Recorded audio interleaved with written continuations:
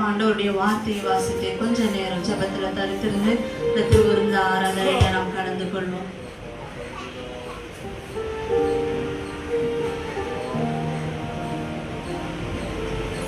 திருவிருந்துக்காக தேர்ந்தெடுக்கப்படைய கர்த்தருடைய வார்த்தை.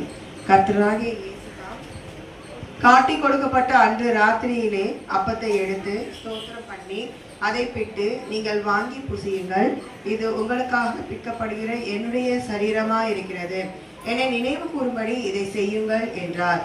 போஜனம் பண்ணின பின்பு அவர் அந்தபடியே பாத்திரத்தையும் எடுத்து, அந்த பாத்திரம் என் இரத்தத்தினாலாகிய புதிய உடன்படிக்கையாய் இருக்கிறது, நீங்கள் இதை பானம் பண்ணும் போதெல்லாம் என்னை நினைவு கூறும்படி இதை செய்யுங்கள் என்றார்.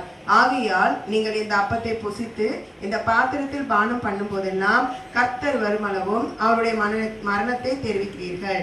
ஆமென்.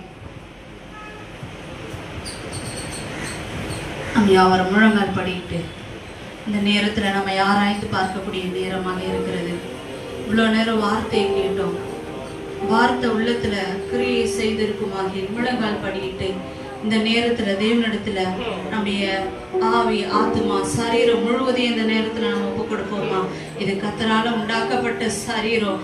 இந்த சரீரத்துல இருக்கிறதான ஆத்மாவை உயிர்ப்பிக்கும்படியாகத்தான் ஆண்டவர் சீஷர்கள் இடத்துல கடைசியாக இதோ என்னுடைய சரீரமாகிய அப்பத்தையும் என்னுடைய ரத்தத்தையும் நான் உங்களுக்காக பங்கிட்டு கொடுக்கிற, இதை நீங்கள் வாங்கி புசிக்கும் நாளில உங்களுடைய ஆத்மாவில ஒரு உயிர்த்தெழுதல் உண்டாகும் சொல்லி என்னை நினைவு கூறும்படியாக இதை கொடுக்கிறேன்னு சொல்லி கொடுத்த அந்த உடன்படிக்கையானது இன்னைக்கு இந்த நேரத்துல நமக்கு ஆண்டவர் கொடுத்திருக்கிறாரு.